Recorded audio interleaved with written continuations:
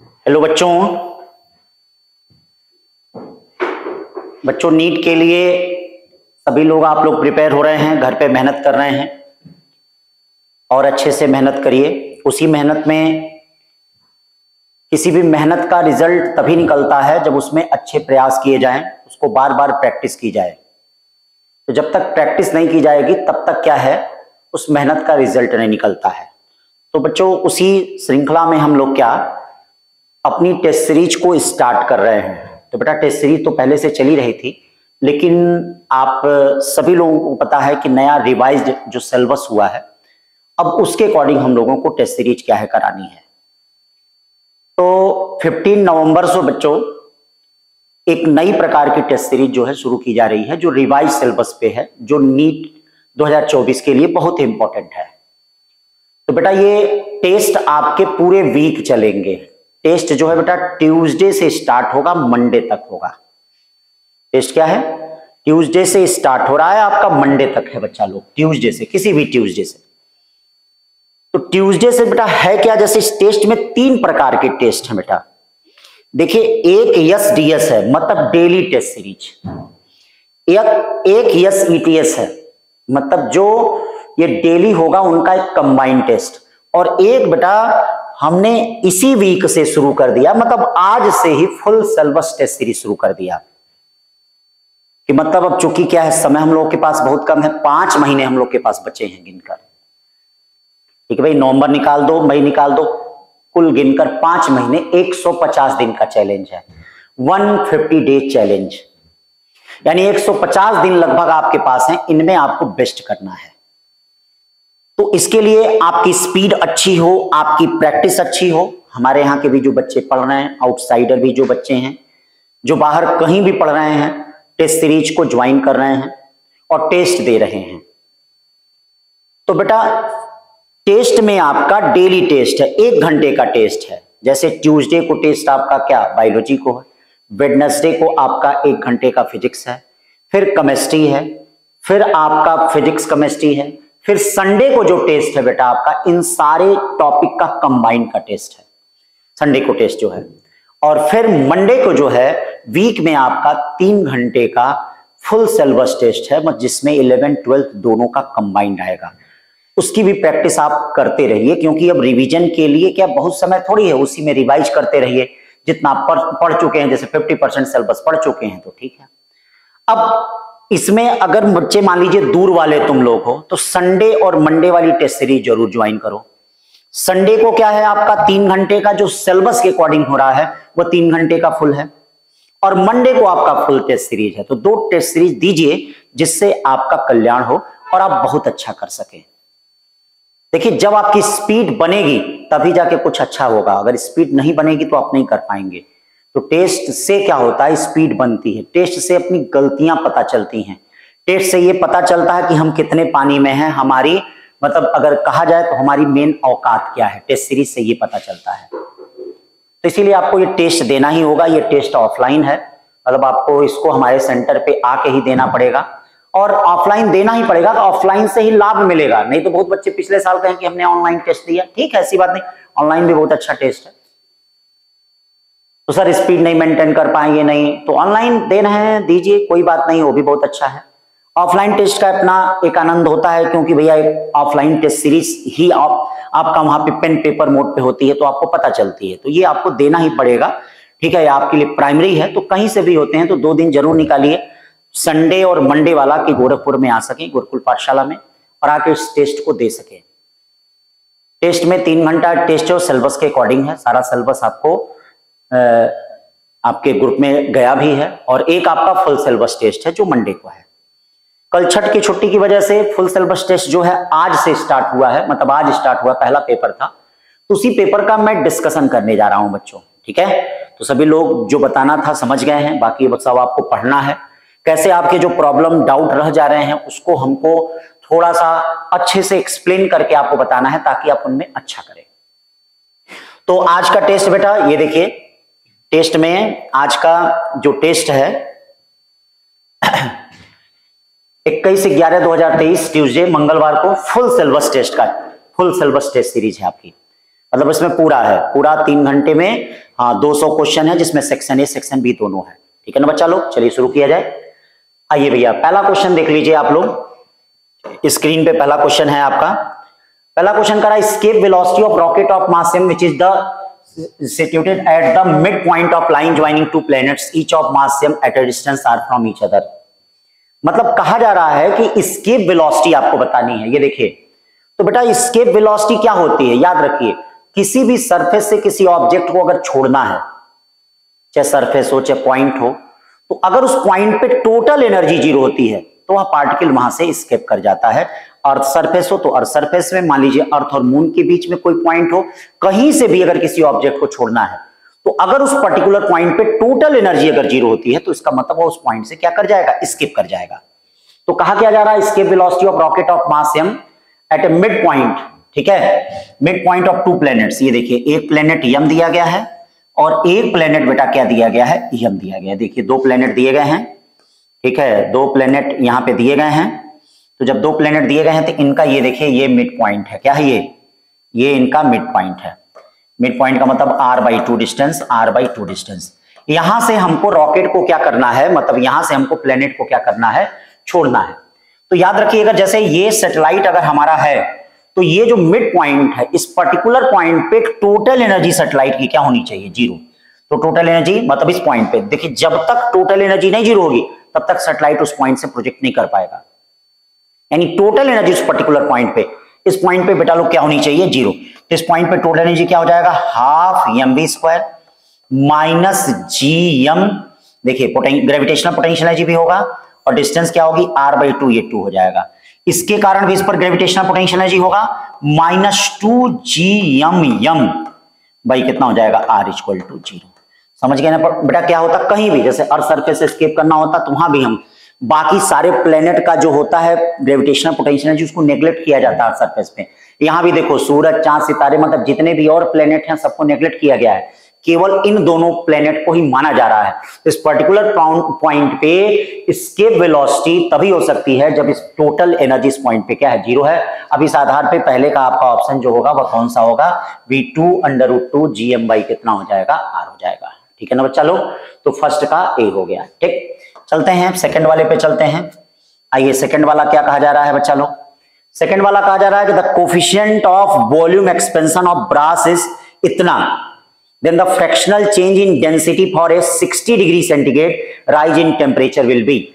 मतलब टेम्परेचर में अगर 60 डिग्री राइज कर रहा है तो उसके लिए फ्रैक्शनल चेंज क्या होगा, तो आपको पता होगा फार्मूला, रो और टेम्परेचर में कैसे वेरिएशन होता है। ये देखिए रो डैश इक्वल टू रो1 माइनस कितना, अल्फा डेल्टा टी। याद रखिएगा फ्रैक्शनल चेंज निकालना है तो इसका मतलब rho dash upon rho equal to क्या करना पड़ेगा, 1 माइनस अल्फा डेल्टा टी करना है। फ्रैक्शनल चेंज क्या होता है बच्चा लोग, आपको पता है final minus initial upon initial. क्यों बच्चा लोग, यानी रो डैश अपॉन रो -1 कर दीजिए और माइनस अल्फा डेल्टा टी कर दीजिए। ये देखिए क्या हो जाएगा, rho dash minus rho upon rho equal to minus alpha delta T. अब देख लो क्वेश्चन में अल्फा की वैल्यू भी दे दी गई है और डेल्टा टी, देखना ये राइज है तो डेल्टा टी पूरा उसमें है, दोनों वैल्यू दे दिया गया है। जब दोनों वैल्यू दे दिया गया है, रखेंगे सॉल्व करेंगे तो ये आपका कौन सा ऑप्शन आएगा, डी आएगा। इसका मतलब क्या है, माइनस साइन ये रिप्रेजेंट कर रहा है टेम्परेचर इंक्रीज के साथ डेंसिटी डिक्रीज कर रही है, टेम्परेचर इंक्रीज के साथ डेंसिटी इंक्रीज कर रही है। ठीक है बेटा, तो ये हो गया क्वेश्चन नंबर 2। फिर चलते हैं क्वेश्चन नंबर 3 पे बेटा। क्वेश्चन नंबर 3 क्या करा, available frequency of AC source is connected to, AC source connected is capacitor, if the frequency of AC source is decrease then the displacement current. आप जानते हो बेटा कि डिस्प्लेसमेंट करंट और कंडक्शन करंट आपस में बराबर होती है, इस बारे में आपको पता होगा कि क्या आईसी और आईडी आपस में बराबर होता है। और ये देखिए ये क्या होगा, ये होगा आपका V अपॉन कितना होगा, एक्सी, कैपेसिटिव रिएक्टेंस होगा। कैसा होगा, और बच्चा लोग आप लोगों को पता है कि कैपेसिटिव रिएक्टेंस क्या होता है, एक्सी इक्वल टू 1/ओमेगा सी। 1/ओमेगा सी का मतलब क्या हो जाएगा, 1/ओमेगा सी का मतलब ओमेगा सी, यानी आईसी कहो चाहे आईडी कहो। अब आप खुद देख लीजिए, अगर डिक्रीज कर रहा है ओमेगा डिक्रीज कर रहा है तो बेटा डिस्प्लेसमेंट करंट क्या करेगी, डिक्रीज करेगी। इसका मतलब कौन सा ऑप्शन सही होगा? ए वाला सही होगा। ठीक है ना बच्चा लोग, छोटे छोटे क्वेश्चनों को जरूर लगाइए, पढ़ना है, आगे बढ़ना है, अच्छा करना है। अब देखिए 4 वाला क्वेश्चन क्या कह रहा है। 4 वाला क्वेश्चन कह रहा है इन the circuit shown below assume that the diode have 20 Om.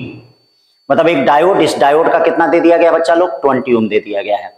Resistance in forward bias when VI increase from 8 volt to 12 volt. अब देखो क्वेश्चन में ध्यान दो, करा 8 वोल्ट से 12 वोल्ट तक हो रहा है, देन चेंज इन करंट। ये बताओ अगर ये 8 वोल्ट होगा, थोड़ा बताओ, 8 वोल्ट होगा तो ये बताओ क्या ये करंट होगा?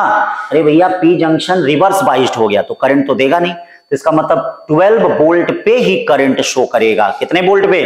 12 वोल्ट पे ही। तो 12 वोल्ट पे ये देखो, ये 12 वोल्ट हो गया, ये आपका रेजिस्टेंस हो गया 200 ओम का, और ये आपका क्या हो गया? डायोड हो गया 20 का, और ये देखिए ये 10 वोल्ट का हो गया। कितने का हो गया बच्चा लोग?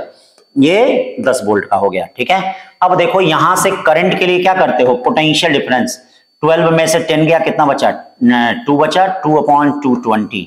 2/220 का मतलब 1/110, 11/999, मतलब 9 मिली एम्पियर के आसपास। कितना आ जाएगा? 9 मिली एम्पियर के आसपास आ जाएगा। ठीक है ना बच्चा लोग, समझ रहे हैं? छोटे छोटे क्वेश्चन, बहुत इंपॉर्टेंट क्वेश्चन है। हर एक क्वेश्चन बहुत ही सटीक, बहुत ही इंपॉर्टेंट बने हुए हैं, जिनको आप दें। और सिंपल सिंपल छोटे छोटे जो नए सिलेबस हैं, जैसे नए सिलेबस में से ट्रांजिस्टर निकाल दिया गया है, डॉपलर इफेक्ट निकाल दिया गया है, रेडियो एक्टिविटी निकाल दी गई है। ठीक, तो जो चीजें निकाल दी गई हैं, डेविशन जर्मर एक्सपेरिमेंट निकाल दिया गया, जो जो चीजें जहां से निकाल दी गई हैं, उन चीजों को टेस्ट में हम लोग नहीं रखेंगे। हाँ, कभी अगर गलती से आ गया तो आ गया, वो अलग बात है, लेकिन उसको क्या है, नहीं रखा जाएगा, क्योंकि वह सब आएगा भी नहीं, पढ़ने से भी कोई मतलब नहीं है। 5वां क्वेश्चन बड़ा प्यारा क्वेश्चन, λ1 λ2 वेवलेंथ और waves resonance in the fundamental first second and overtone mode. Wavelength क्या हो जाएगा? ठीक है बेटा, तो अब ये बताइए वेवलेंथ क्या होता है? इनवर्सली प्रोपोर्शनल फ्रीक्वेंसी होता है। तो ये बताओ फंडामेंटल फर्स्ट और सेकंड ओवरटोन क्या हो जाएगा? स्ट्रिंग क्या हो जाएगा? n1 n2 n2 n2 n3 equal to क्या होगा? 1 2 2 कितना? 3 होगा। ये देखिए 1 2 2 कितना हो जाएगा?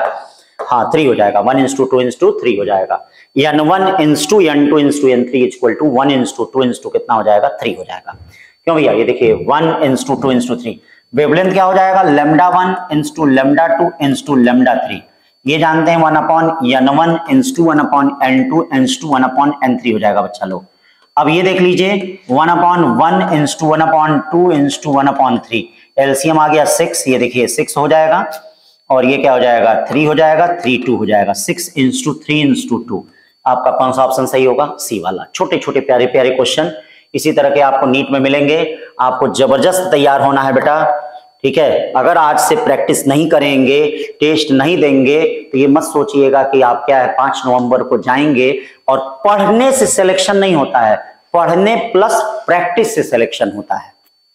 समझ रहे हो ना? जैसे आप पढ़ रहे हो ठीक है, लेकिन जब तक आपको पता नहीं चलेगा कि आप कितने पानी में, आपकी क्या औकात है, तब तक आपका एक कॉन्फिडेंस बिल्ड नहीं होगा। आप अपने आप को हारा हुआ महसूस करेंगे। और जब आपका कॉन्फिडेंस जबरदस्त होता है तो ये लगता है कि हम जीतेंगे, और जीत हमेशा कॉन्फिडेंस से होती है। तो इसीलिए प्रैक्टिस बहुत जरूरी है। और एक एनवायरनमेंट में, मतलब जहां फीलिंग हो टेस्ट की, कोई भी एनवायरनमेंट हो, चाहे हमारा एनवायरनमेंट हो, किसी भी इंस्टीट्यूट में हो, आपके नियर जो भी इंस्टीट्यूट हो, जहां पे ऐसी फीलिंग हो कि लगे कि टेस्ट हो रहा है, उसको जरूर ज्वाइन करिए, उससे आपको लाभ मिलेगा। भाई घर में से निकलना पड़ेगा, जब तक घर में से निकल के आप टेस्ट नहीं देंगे तब तक सिलेक्शन नहीं होगा। हाँ, अगर ऑनलाइन मोड कभी नीट होता है तब तो कोई बात नहीं है, लेकिन अभी तो ऑफलाइन मोड ही होगा नीट। तो जब तक ऑफलाइन मोड है तब तक ऑफलाइन टेस्ट सीरीज आपको अच्छे से देनी पड़ेगी, क्योंकि पिछले साल कई बच्चे ऐसे कहें कि सर गड़बड़ हो गया, पेन पेपर मोड पे हमने नहीं दिया। हाँ, आप अगर ऑनलाइन भी घर पे दे रहे हैं तो पेन पेपर मोड, मतलब कुछ ओमार घर पे क्या है, जाइए फोटोकॉपी करा के उसको फिलअप करिए, तो आपके लिए प्लस रहेगा।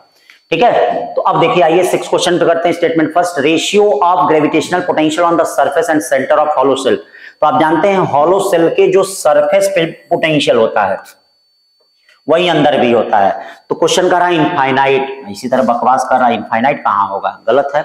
स्टेटमेंट सेकंड कर रहा है ratio of gravitational potential on the surface and centre of sphere is 2/3। तो आप जानते हैं ratio of gravitational potential on surface, surface पे क्या होता है V0, यहाँ क्या होता है -3/2 V0।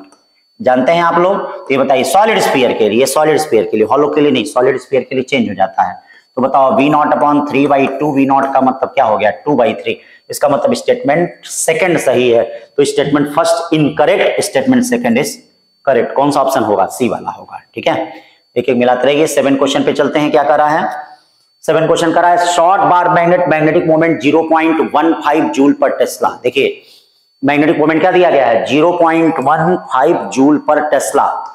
ठीक, is placed in uniform magnetic field of 0.4 Tesla, the potential in magnetic unstable equilibrium. तो सबसे पहले क्या आपको अनस्टेबल इक्विलिब्रियम पता है?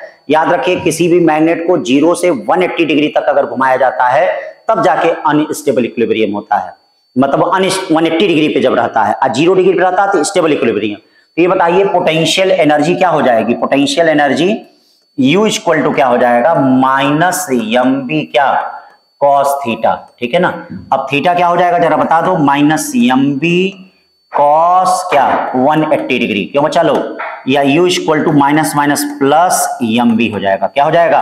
Plus mv। यम क्या हो जाएगा भैया 0.15 और ये क्या हो गया 0.4। तो ये हो जाएगा आपका 0.15 इंटू 15 चौके 60, यानी 6 इंटू कितना हो जाएगा 10⁻²। तो 7 का आपका कौन सा हो जाएगा? 7 का ये आपका सी वाला सही है, 6 इंटू 10⁻² भैया। ठीक है ना, तो 7 का सी हो गया। अब चलते हैं 7 के बाद 8 पे चलते हैं। बड़ा अच्छा क्वेश्चन 8 भी देखिए। फॉर सेल VI ग्राफ, ठीक है, सारे एनसीईआरटी से रिलेटेड एनसीईआरटी का क्वेश्चन है। VI ग्राफ ईएमएफ और सेल का इंटरनल रेजिस्टेंस है। तो जरा ग्राफ को देखें, ग्राफ को देख रहे हैं तो आप क्या लग रहा है जब I 0 है तो उस समय आपका पोटेंशियल 1.5 वोल्ट है। यानी कहने का मतलब क्या है, I अगर 0 है, I 0 है तो बोलिए I 0 है तो इसका मतलब ईएमएफ यहाँ पे कितना है 1.5 वोल्ट है। देख लीजिए भाई, I अगर सर्किट में अगर I नहीं ली जा रही है, करंट नहीं ली जा रही है तो वो ईएमएफ ही होती है, मतलब उसका मतलब ईएमएफ यहाँ पे क्या है 1.5 वोल्ट है। ईएमएफ यहाँ पे क्या है 1.5 वोल्ट है। तो आपसे कहा जा रहा है कि ईएमएफ और इंटरनल रेजिस्टेंस, अब इंटरनल रेजिस्टेंस निकालना है तो इंटरनल रेजिस्टेंस आप जानते हैं V equal to E minus IR हो जाएगा। अब इस कंडीशन में देख लीजिए आपका पोटेंशियल डिफरेंस यहाँ पे क्या 0 आ रहा है, यानी E इक्वल टू क्या आ रहा है IR आ रहा है। IR का मतलब, अब देखो भैया IR का मतलब यहाँ पे क्या हो जाएगा, E कितना है 1.5 वोल्ट, ये कितना है 1, ये देखिए 100,000 मिली एम्पियर का मतलब 1 एम्पियर, और R, तो R की वैल्यू यहां से क्या हो जाएगी 1.5, यानी 1.5 वोल्ट और 1.5 ओम हो जाएगा। ठीक है ना, ये चीज ध्यान देना। अब यहां पे ध्यान दीजिए, अगला क्वेश्चन चलते हैं। क्या कर रहा है अगला क्वेश्चन? देखो बच्चों, a single slit diffraction, single slit diffraction आपको याद करिए, width of slit is made half as compare to original width. ठीक है भाई, सिंगल स्लिट, ये देखिए सिंगल स्लिट ये इस तरह से दे रहा है, करा है कि यहां पर उसकी विड्थ जो है वह क्या कर दी गई, हाफ कर दी गई, मतलब उसकी विड्थ जो है वह क्या कर दी गई, हाफ कर दी गई। क्या कर दिया गया, हाफ। तो पहले A था, A से अब क्या कर दिया गया A/2 कर दिया गया, मान लो मतलब D/2 ही कर दिया गया, D था तो D/2 कर दिया गया। ठीक है ना, तो D से D/2 कर दिया गया। तो अभी बताओ फ्रिंज विड्थ होती कितनी है? ठीक है, थीटा इक्वल टू क्या होता है 2 लैम्डा D बाई कितना होता है, D होता है। ये बताओ 2 लैम्डा D/D होता है। अगर इसको D/2 कर दिया जा रहा है तो फ्रिंज विड्थ कितनी हो रही है, डबल हो रही है। यानी फ्रिंज विड्थ कितनी हो रही है बेटा 2 थीटा हो रही है। कितनी हो रही है, D को अगर D/2 कर रहे हैं तो देख लो, size of central diffraction band reduce to half of the initial size, half नहीं हो रहा है डबल हो रहा है। Size of central diffraction band become 4 times, मतलब C भी गलत है A भी गलत है।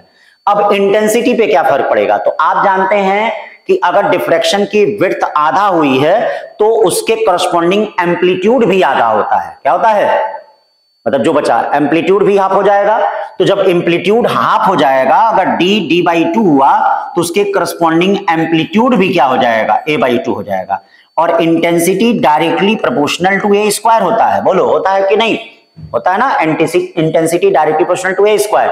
तो जब एम्पलीट्यूड आधा हो जाएगा तो इंटेंसिटी कितनी हो जाएगी I/4। तो ये डी वाला ऑप्शन सही है, intensity of central diffraction band become 1/4 of initial, 1/4 of initial. ये 9वां क्वेश्चन हो गया। अब चलो बच्चा लोग 10वां क्वेश्चन, बड़ा अच्छा छोटा छोटा स्टेटमेंट वाले भी जो क्वेश्चन है वो उन पे भी हमको विशेष ध्यान देने हैं।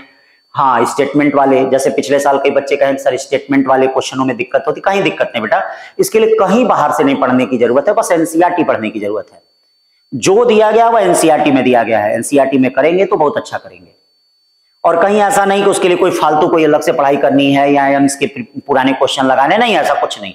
आप जो एनसीईआरटी है पढ़िए, जो क्वेश्चन लगा रहे हैं उनको देखिए। Two parallel current carrying wire have the current same direction attract when they current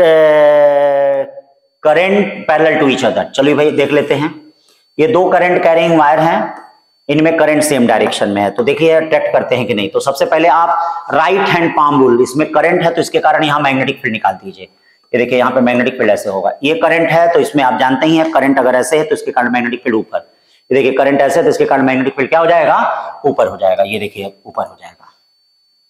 अब जरा इनके बीच का फोर्स देख लें, ये देखिए मैग्नेटिक फील्ड ऐसे है, फ्लेमिंग मतलब right hand palm rule number 2 लगा लीजिए, मैग्नेटिक फील्ड ये करंट है तो फोर्स इसमें ऐसे होगा, इसमें क्या होगा, करंट ऐसे है मैग्नेटिक फील्ड ऊपर है तो फोर्स ऐसे होगा।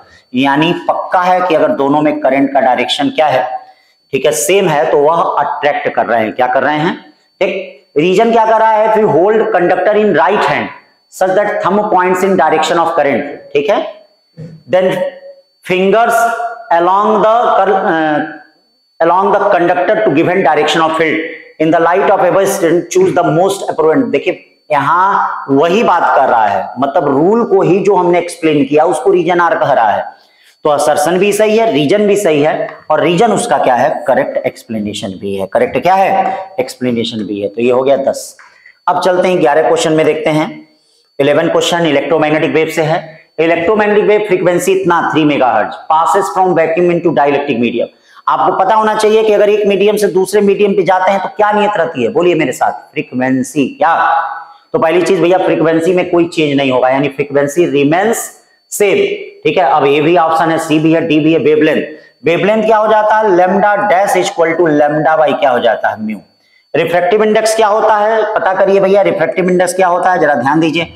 Refractive index mu equal to क्या, मीडियम की परमिबिलिटी अपॉन फ्री स्पेस की परमिबिलिटी। तो देखिए मीडियम की परमिबिलिटी 4 है, फ्री स्पेस की परमिबिलिटी, ठीक है, यानी 4 epsilon not upon epsilon not cut गया, इसका मतलब 2 आएगा।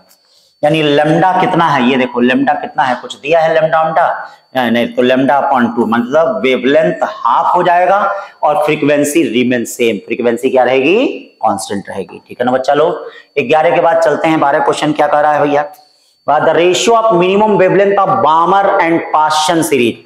अभी बताओ मिनिमम वेवलेंथ बामर के लिए क्या हो जाएगी, लाइमन के लिए 1 में आना पड़ता है, अब बामर के लिए इनफाइनाइट से दूसरे में आना पड़ता है। तो ये देखिए 1 upon lambda Balmer equal to R, hydrogen के लिए 1/2 का स्क्वायर माइनस 1 अपॉन इंफिनिटी का स्क्वायर। और लैम्डा पास्चन के लिए क्या होता है, पास्चन के लिए बच्चा लोग आप लोग तीसरे में आते हो, किसमें आते हो, तीसरे में आते हो। अब ये देखो दोनों को डिवाइड कर दो, दोनों को डिवाइड कर दोगे तो इसका मतलब क्या आ जाएगा आपका, यहां से ये देखिए 3 3 9 2 2 4, यानी 9 बाई कितना हो गया, 4 हो गया, 9/4, लेकिन हमको लैम्डा बामर अपॉन यानी 4:9 होगा, क्या होगा बच्चा लोग, 4:9, यानी 12 में कितना हो जाएगा, 4:9 हो जाएगा, ठीक है ना।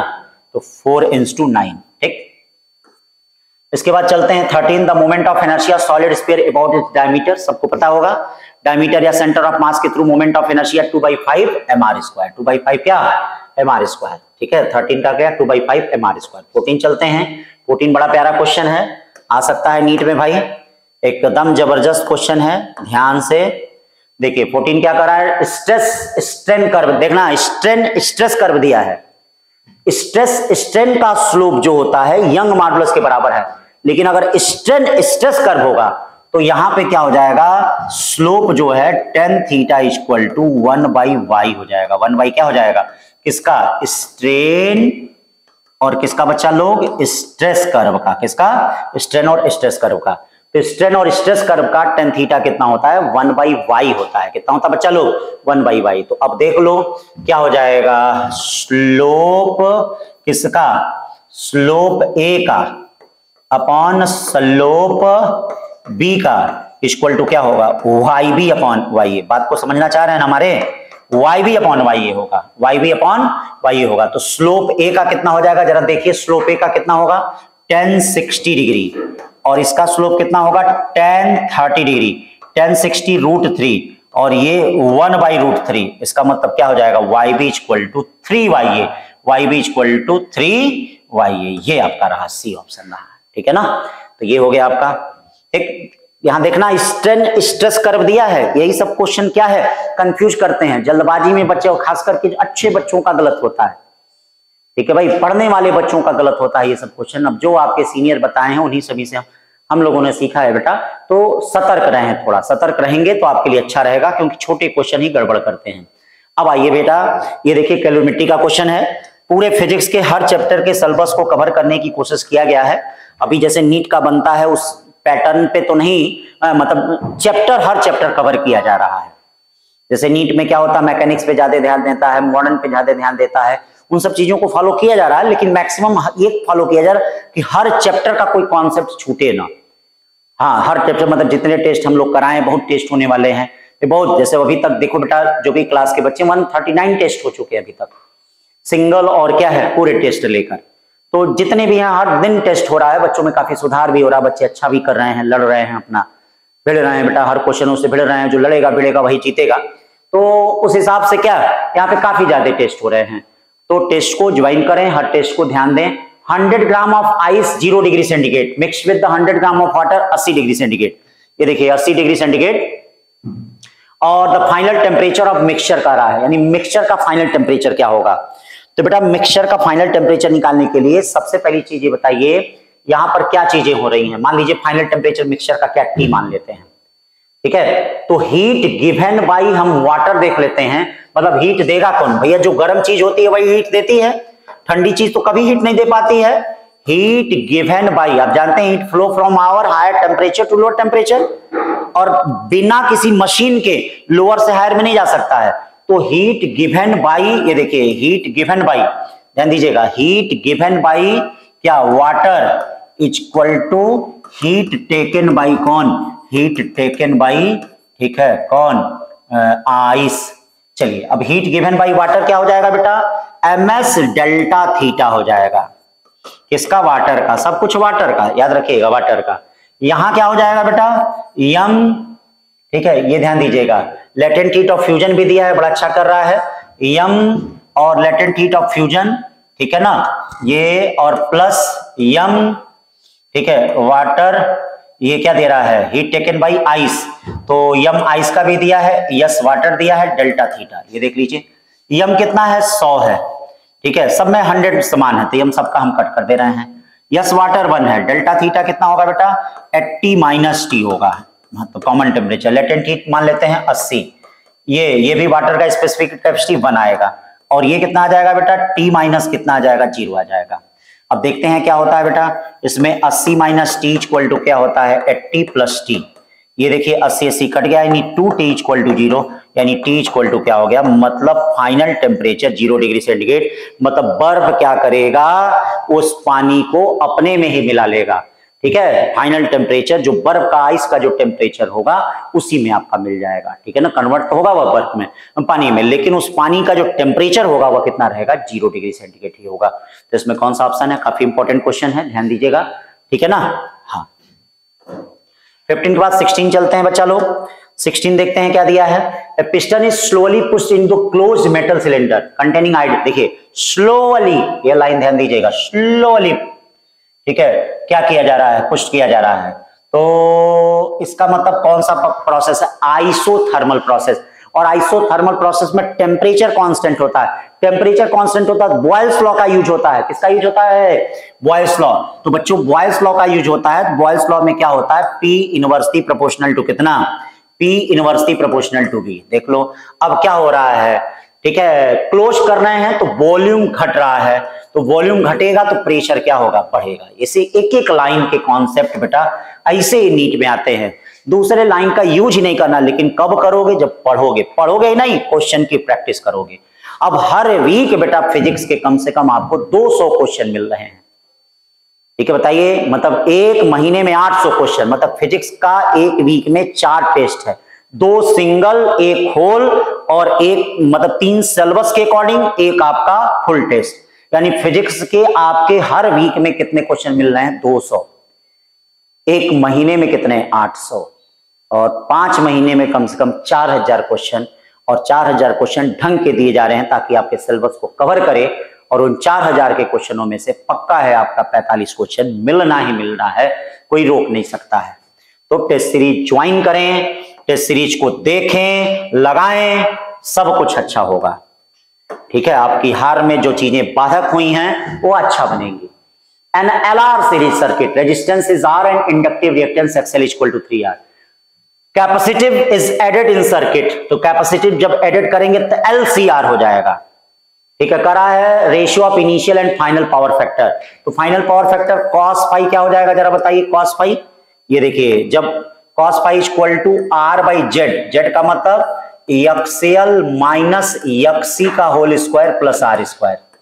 ठीक है भाई, और पहले केस में क्या हो जाएगा cos फाई 1 क्या हो जाएगा, पहले केस में केवल LR सर्किट है तो R अपॉन XL का स्क्वायर प्लस कितना R का स्क्वायर, यानी cos phi 2 upon cos phi 1 का रहा है बच्चा लोग, याद रखना किसका कर रहा है, देखो यहां का रहा है अच्छा initial and final, sorry ratio of initial यानी फाई 1 अपॉन फाई 2 का रहा है, सॉरी फाई 1 अपॉन फाई 2 का रहा है, तो इसका मतलब क्या हो जाएगा रूट में XL माइनस XC का होल स्क्वायर और प्लस R स्क्वायर अपॉन क्या हो जाएगा रूट में XL का स्क्वायर प्लस क्या हो जाएगा R का स्क्वायर। अब देखो XL कितना है बच्चा लोग, XL 3R है, 3R में से R जाएगा कितना बचेगा, 3R में से 2R जाएगा R स्क्वायर, और ये प्लस कितना हो जाएगा R स्क्वायर, तो R स्क्वायर कितना हो गया रूट में 2R का स्क्वायर, समझ रहे हो, रूट में 2R का स्क्वायर। ठीक है, XL माइनस XC और प्लस R का स्क्वायर, मैंने capacitor area in the circuit said that XC equal to 2R। ठीक, अब क्या है XL कितना है, XL 3R है, 3R का मतलब बेटा क्या हो गया 9R स्क्वायर, और 9 और ये कितना हो गया 10R का स्क्वायर, 10R का स्क्वायर का मतलब कितना हो गया R स्क्वायर से R स्क्वायर कट गया। ठीक है, ये रूट में 1 बाई कितना हो गया 5 हो गया, रूट में कितना हो गया 1 बाई 5 हो गया, तो 17 का कौन सा हो जाएगा बच्चा लोग, ये देखिए 17 का 1 बाई रूट 5, कहीं कुछ गड़बड़ नहीं हो गया ना रेशियो में, जरा देख लीजिएगा। In the LR circuit resistance is R and inductive reactance XL equal to 3R, XL equal to कितना है 3R है। When capacitor added in circuit the ratio of initial and final power factor cos phi 1 equal to R by XL square plus R square. ठीक है, और ये क्या हो जाएगा XL माइनस XC का whole square plus R square, initial and final, तो ये क्या हो जाएगा आपका XL 2R स्क्वायर, सही है 1 बाई रूट 5। ठीक है ना, तो 17 का D हो गया। अब चलते हैं बेटा नेक्स्ट चलते हैं 18, if the frequency of incident photon of the metal surface is double then the stopping potential will be, देखो बड़ा अच्छा क्वेश्चन है बेटा, करा frequency of incident photon is double, मतलब इंसिडेंट फोटॉन की फ्रीक्वेंसी को बढ़ा दिया गया, स्टॉपिंग पोटेंशियल क्या हो जाएगा, तो बेटा फोटो इलेक्ट्रिक इफेक्ट आपको पता है कि नहीं, फोटो इलेक्ट्रिक इफेक्ट में EV नॉट इक्वल टू क्या होता है H new minus H new not, याद रखना ये फ्रीक्वेंसी का जिक्र नहीं किया है, स्टॉपिंग कई बच्चे डबल मार देंगे डायरेक्ट, जो डबल मारे हाँ थ्रेशोल्ड फ्रीक्वेंसी की थोड़ा चर्चा किया है जी, इसकी चर्चा किया है। तो अब देखो यहां पर क्या हो रहा है EV नॉट डैश क्या हो रहा है स्टॉपिंग पोटेंशियल, इंसिडेंट फोटॉन की फ्रीक्वेंसी डबल हुई है यानी 2h new minus new not. अब बताओ इन दोनों को काट दो, V अपॉन क्या बचेगा V डैश इक्वल टू क्या हो गया, यहां से h न्यू कॉमन ले लो 1 minus H new not by H new, और यहां से कॉमन ले लो 2 माइनस क्या हो जाएगा एच न्यू नॉट बाई क्या, मतलब 2 कॉमन ले लो 1 बाई 2 हो गया, ये 1 माइनस 2h न्यू नॉट। तो अब इससे क्या वैल्यू लग रहा है, नीचे वाली वैल्यू आपकी ज्यादा लग रही है, देख लीजिए, तो इसका मतलब मोर देन डबल होगा, देखिए डायरेक्ट डबल नहीं हो रहा है, यहाँ पे 1 माइनस है 2h, तो ये मोर देन डबल होगा, मतलब दूने से ज्यादा, खाली दूना नहीं होगा, मोर देन क्या होगा डबल होगा। मैथमेटिक्स है केयर करेंगे, नहीं तो डबल वाले पे आंसर मारेंगे तो वहां सब गलत हो जाएगा। ठीक है, फिर क्या करा 19 choose the correct statement, binding energy per nucleon decrease in alpha decay and beta decay. अच्छा अल्फा डीके बीटा डीके में डिक्रीज करता है बाइंडिंग, भाई first increases then decreases by emission of 1 alpha and 4 beta particle isobars are produce. एक alpha के निकलने से मास में 4 की कमी, एटॉमिक नंबर में 2 की कमी, और बीटा पार्टिकल के निकलने में क्या मास नंबर में कोई चेंज नहीं होगा, एटॉमिक नंबर में इंक्रीज हो जाएगा। तो कैसे हम बता सकते हैं आइसोबार गलत दे रहा है। Mass of product form is less than the origin, हाँ ये चीज है, क्योंकि मास डिफेक्ट की परिभाषा पढ़े हैं। क्या पढ़े हैं मास डिफेक्ट की परिभाषा? कि जब भी दो चीजें कंबाइन करती हैं, कोई चीज फूटती टूटती है, मतलब फिजन और फ्यूजन में जो मास होता है वह कंपोजिशन के मास से क्या होता है, कम होता है। तो इसका मतलब यहाँ पे कौन सा ऑप्शन सही है बेटा? सी वाला सही है। कौन सा सही है? सी। ठीक है, तो 19 का सी हो गया। फिर चलते हैं 20 क्वेश्चन, बड़ा अच्छा क्वेश्चन है। इसी टाइप के छोटे छोटे क्वेश्चन आएंगे। टेस्ट सीरीज जैसे हो रही है संभाल लो इसको। 20 क्वेश्चन क्या कहा जा रहा है बच्चा लोग? 20 क्वेश्चन कर रहा है आइडेंटिफाई द आउटपुट सिग्नल। तो देखो ए है, ये नॉट गेट है, ये इसको क्या बना देगा? ए नॉट। बी को ये बी नॉट, आइए इसको क्या कर देता है? बार ए बार बी। और ये देखो ये डॉट पॉइंट इसको क्या कर देगा? ठीक है, इसको ये कर देगा। तो अब ये बताओ ये क्या बन जाएगा? जरा फाइनली देखते हैं क्या बन जा रहा है। फाइनली बन जा रहा है, ठीक है, y equal to A not B not पे not. A not B not को हम कहते हैं ए प्लस बी पे नॉट, और नॉट पे नॉट का मतलब ये हो गया ए प्लस बी, यानी और गेट का कंपोजिशन मिलेगा। तो और गेट का मतलब क्या? ये देखिए 0 1 क्या होना चाहिए? 1। किसमें 1 है? या तो बी में है या तो डी में है, देखते हैं। फिर देखिए 1 1 क्या होना चाहिए? 1 1 1 1। तो 1 1 किसमें है? 1 में, यह आपका डी वाले में है, यही सही हो गया। ठीक है ना? ठीक है, तो कौन सा सही हो जाएगा? इसमें डी वाला हो जाएगा। ठीक है ना बच्चा लोग? तो ये हो गया डी वाला। फिर चलते हैं 20 के बाद 21 क्या कर रहा है बेटा? 21 YDSC से रिलेटेड है। करा YDSC monochromatic lights on the screen 1.80 metre from 2 slits separate by 2.08 millimeter. The first and second order fringe are separated by इतना. The wavelength of light used. First and second order of fringe are separated. First and second order of fringe are separated by इतना. The wavelength of light used. तो अब देखो position देख लो क्या है। First fringe का position क्या होता है? y1 equal to lambda D Y क्या होता है? डी होता है। y2 देख लो 2 लेमडा डी वाई कितना हो गया? डी। ये देखो y2 minus y1 equal to क्या हो गया? Lambda D by D. क्या यूज करना है भैया? वेवलेंथ, यानी लेमडा इक्वल टू क्या हो जाएगा? D y2 minus y1 upon capital D. बताओ स्मॉल डी भी दिया है, कैपिटल डी भी दिया है, y2 माइनस y1 भी दिया है। मल्टीप्लाई तुम लोग करते रहना, और जब मल्टीप्लाई करोगे तो कौन सा ऑप्शन आएगा बेटा? मल्टीप्लाई डिवाइड वैल्यू को रख के कर लेना। ठीक, तो 21 का कौन सा हो जाएगा? 21 का आपका ये 639 नैनोमीटर हो जाएगा। ठीक है ना? सारी वैल्यू दे दिया गया है। अब चलिए 21 के बाद 22 पे चलते हैं। Infinite long wire having linear charge density, lambda की वैल्यू दे दिया है। लेमडा की वैल्यू कितनी दी गई है भाई? ये देखो लेमडा की वैल्यू दे दी गई है 0.2 coulomb per metre. The electric field intensity at a distance of r equal to कितना? 2 मीटर। ये देखो इलेक्ट्रिक फील्ड कितना हो जाएगा? E equal to lambda upon 2 pi epsilon naught r। r पता है, लेमडा पता है, सब कुछ रख दो, सारी चीजें रख दो, कैलकुलेट करना। कैलकुलेट करोगे तो कौन सा ऑप्शन आएगा? डी वाला। ठीक है भाई, मल्टीप्लाई डिवाइड आप करिएगा भाई। अब हम मल्टीप्लाई नहीं कर रहे हैं, बस बता रहे हैं। 22 के बाद 23 बड़ा प्यारा क्वेश्चन है। ठीक है, करा कि एक स्प्रिंग दिया गया है। A block is attached, one end of spring which execute harmonic motion about an equilibrium position with amplitude A. मतलब कोई भी स्प्रिंग है, ये देखिए कहीं से कनेक्ट है, किसी से भी कनेक्ट है, देख लीजिए किसी से भी कनेक्ट है। तो ये देखिए अगर स्प्रिंग कनेक्ट है तो उस दशा में यहाँ पे V जो बन रहा है वह कितना बन रहा है? A omega. ओमेगा कितना होगा? √k/m होगा। Speed is passes through the equilibrium position if spring is extended to 2a and released, then the speed of block। तो देखिए अगर एक्सटेंड किया गया तो ये देखिए एम्पलीट्यूड तो 2a हो गया, लेकिन उसके एंगुलर फ्रीक्वेंसी पे कोई फर्क नहीं पड़ेगा, क्योंकि एंगुलर फ्रीक्वेंसी में तब तक फर्क नहीं पड़ता है जब तक हम k और m में चेंज नहीं करते हैं। तो उसमें तो हम चेंज नहीं कर रहे हैं। तो अब इन दोनों को हमने डिवाइड किया, दोनों को डिवाइड कर दिया, तो v डैश इक्वल टू कितना हो गया? 2v। v dash equal to 2v का मतलब कोई ऑप्शन है? एकदम है। ठीक है, ए वाला है। ठीक, ये हो गया आपका कौन सा? 23 के बाद चलते हैं 24 question. The 3 wire loop shown in the figure L2L they will be move in the same speed. करा है according to maximum magnitude of induced EMF greatest to least. तो आप जानते हैं कि भैया फ्लक्स जो होता है जिससे सबसे ज्यादा चेंज होगा उससे सबसे ज्यादा इंड्यूस्ड ईएमएफ होगा। तो जिसका एरिया सबसे ज्यादा होगा उससे ज्यादा फ्लक्स चेंज होगा। देखिए इसका एरिया सबसे ज्यादा था, इसीलिए इससे सबसे ज्यादा फ्लक्स होगा।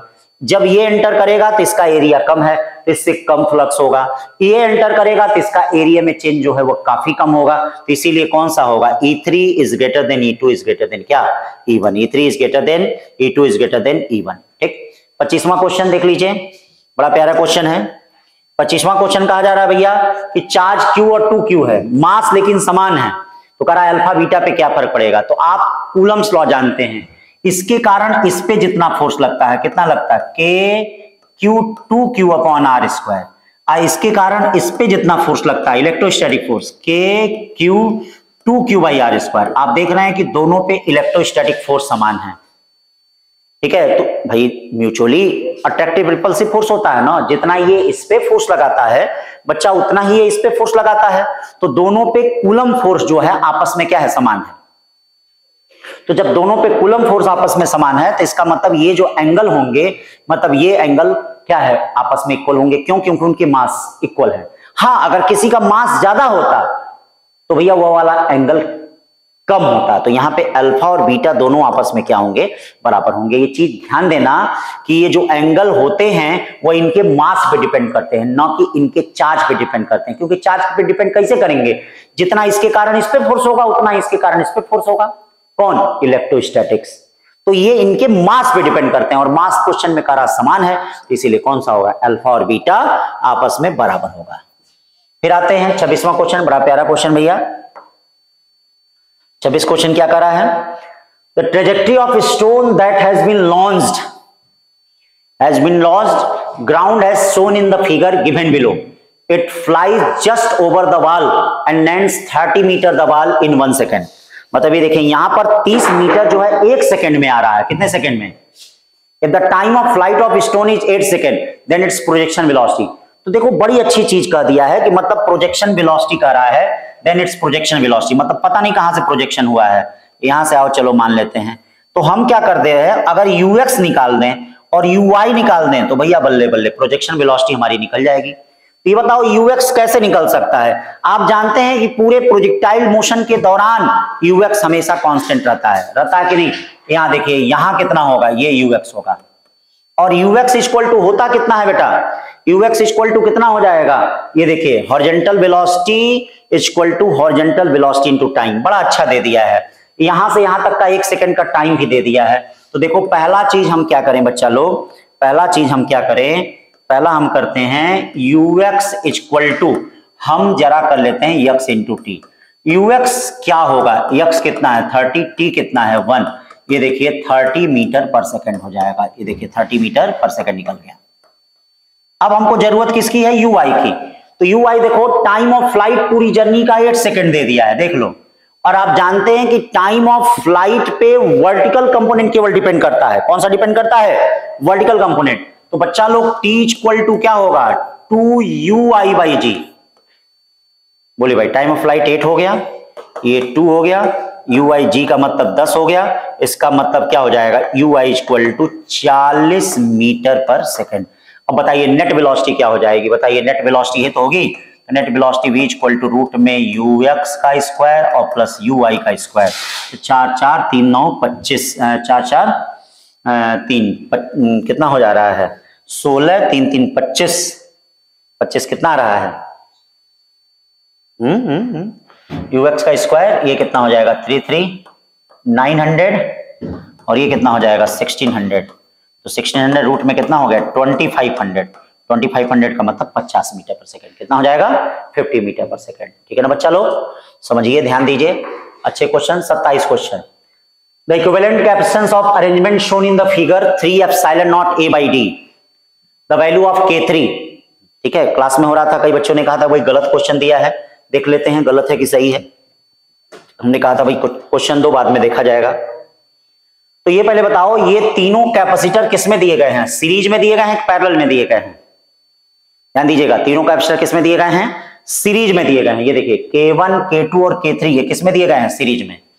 तो ये बताओ क्या हो जाएगा, सीरीज में 1 by CS equal to 1 by CS equal to 1 by CS equal to 1 by C1 plus 1 by C2 plus 1 by C3।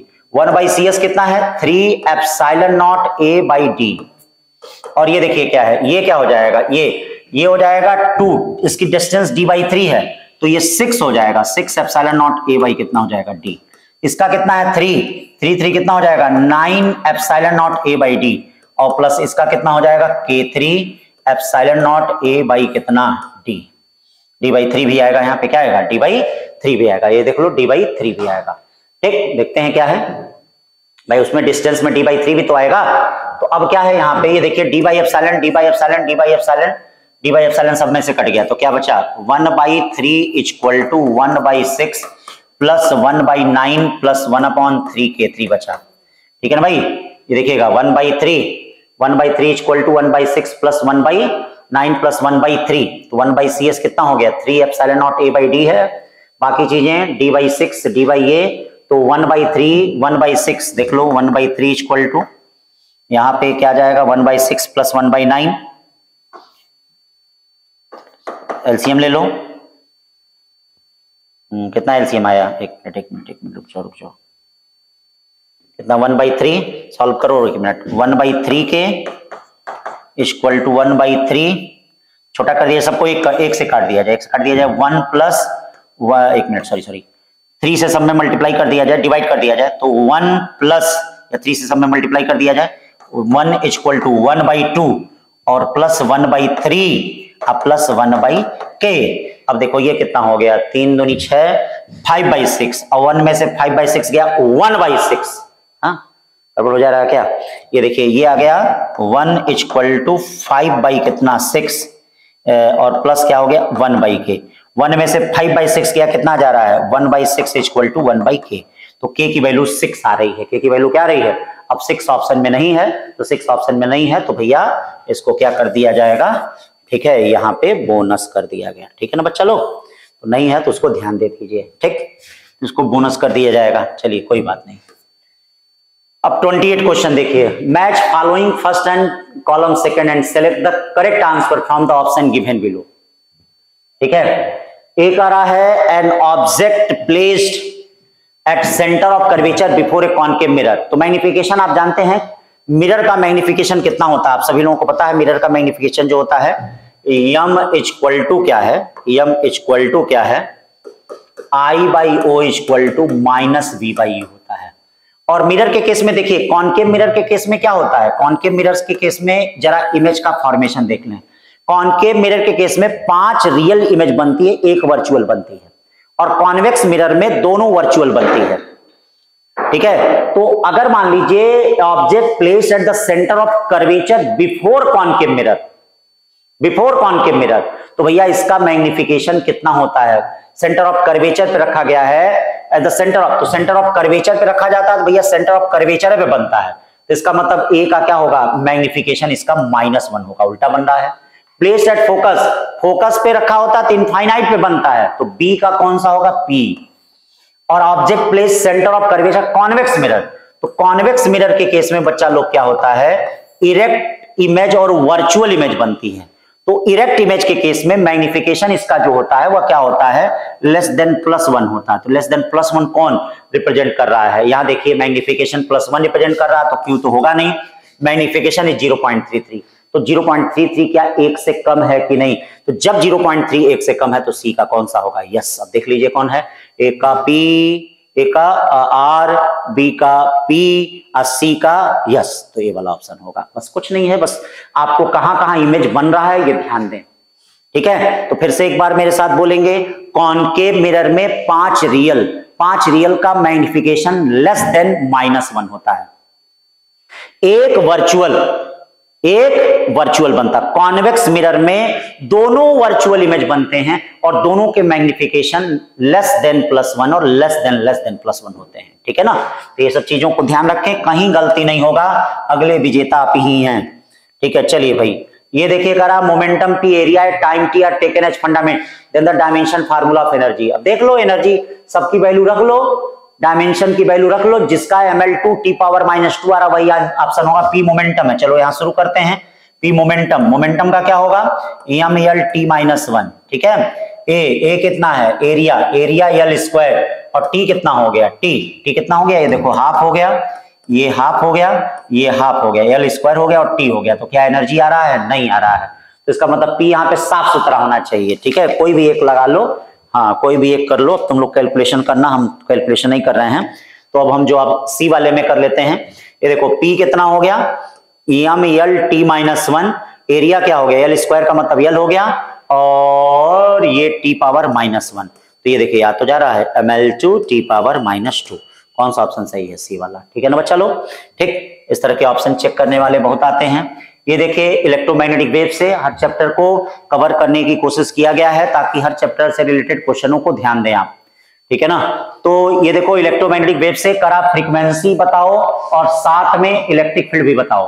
तो पहले आप एक काम करिए, यहां से देखिए जब इसका कंपेयर करेंगे तो बी नॉट की वैल्यू, ये देखिए बी नॉट, ये देखिए जब इसका कंपेयर करेंगे भाई साहब लोग, आप लोग अगर कंपेयर करेंगे तो देख लीजिए, ये देखिए ये बी नॉट की वैल्यू है, और साइन, साइन के बगल में ये देखो क्या, एक्स के बगल में कौन होता है, के, और ये तो ओमेगा है।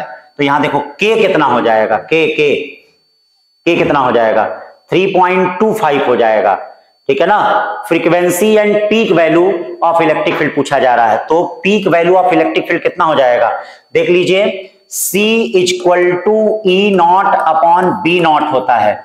ये बताइए E not equal to C B not होगा, C कितना होगा 3 इंटू 10 पावर 8, ये कितना होगा 9 इंटू 10 पावर माइनस 6, 9 3 जा 27 10 टू पावर 2, यानी 27 इंटू 10 टू पावर 2। इसको ऐसे भी लिख सकते हैं, पॉइंट लगा के 10 पावर 3, मतलब 2.7 किलो वोल्ट पर मीटर आ रहा। चाहो तो फ्रीक्वेंसी को मत निकालो, इसी से कर सकते हो।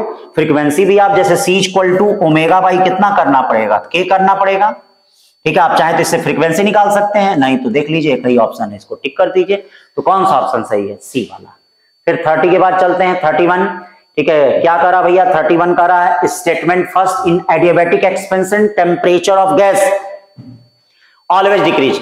तो एडियाबैटिक एक्सपेंशन में क्या होता है, डेल्टा क्यू इक्वल टू क्या होता है, बोलो जीरो होता है, बोलो डेल्टा क्यू इक्वल टू क्या होता है, delta Q equal to zero होता है पक्का। डेल्टा यू इक्वल टू कितना हो जाएगा, माइनस डेल्टा डब्ल्यू।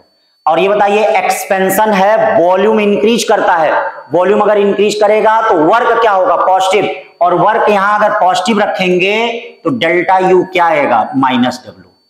इसका मतलब इंटरनल एनर्जी डिक्रीज कर रही है, और internal energy directly proportional to temperature होती है। अगर इंटरनल एनर्जी डिक्रीज करेगी तो भाया टेम्परेचर भी डिक्रीज करेगा। तो क्या कर रहा है, temperature of gas always decrease, एकदम सही बोल रहा है। In adiabatic process exchange of heat zero, सही बात कर रहा है, उसका करेक्ट एक्सप्लेनेशन भी लग रहा है क्या ये, लेकिन ऐसा कुछ दिया ही नहीं है, ठीक है। In light above statement choose the most approved, मतलब स्टेटमेंट फर्स्ट भी सही है, स्टेटमेंट सेकंड भी सही है, तो statement first and second are correct, D वाला ऑप्शन, ठीक है। 31 का डी हो गया।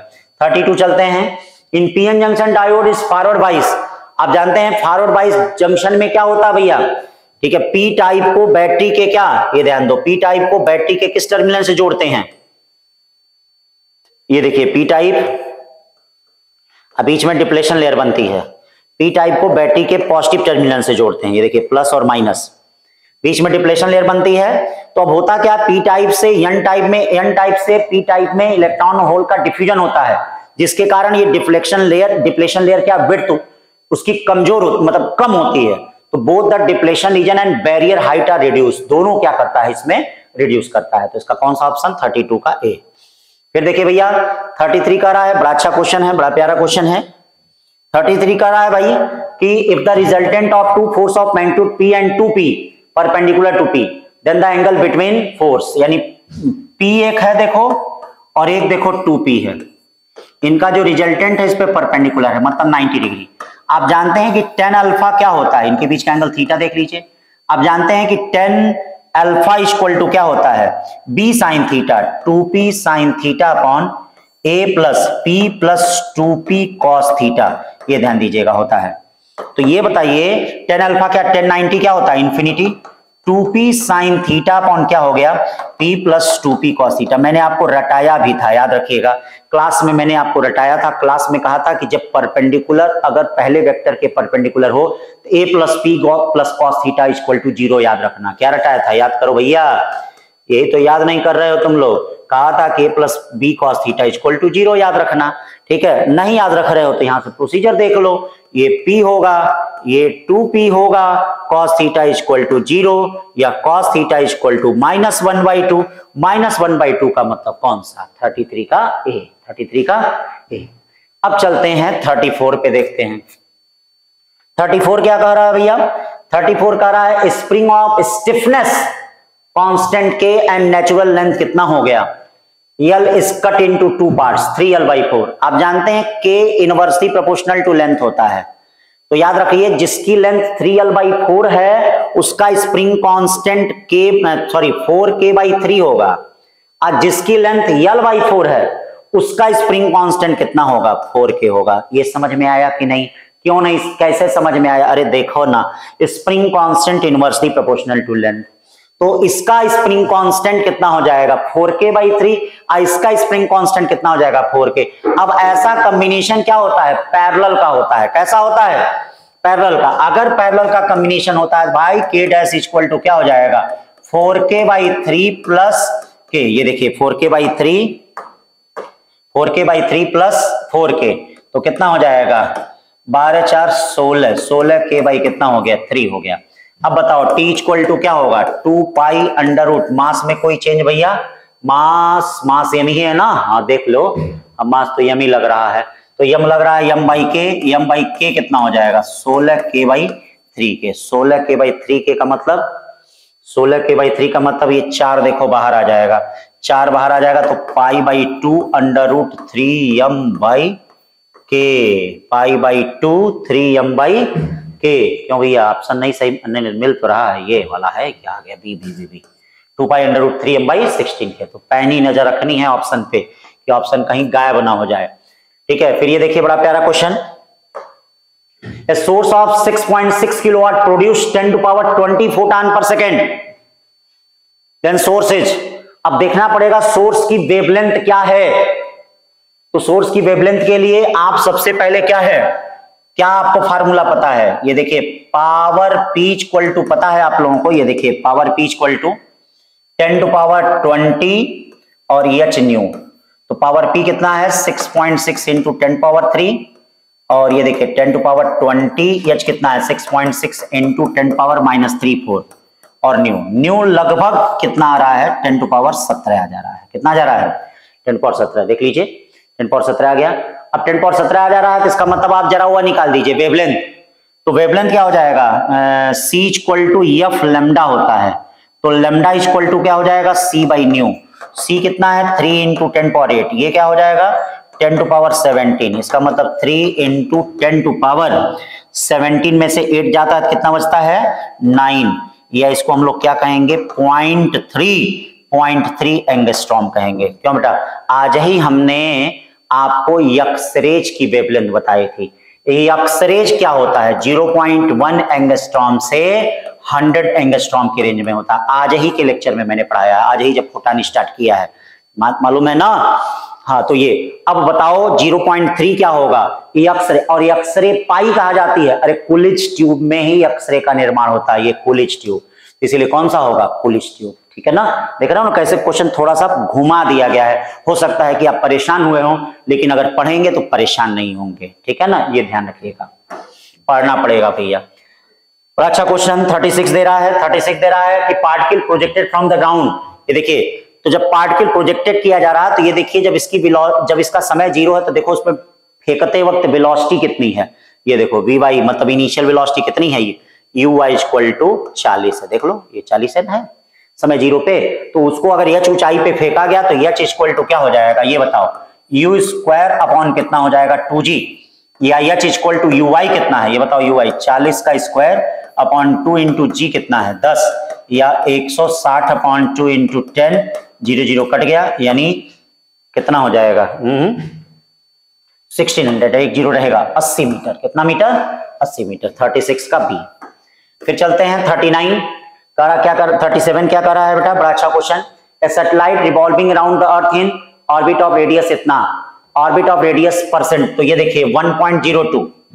पहली रेडियस कितना? r1 इक्वल टू r है, r2 इक्वल टू क्या है? 1.02 r।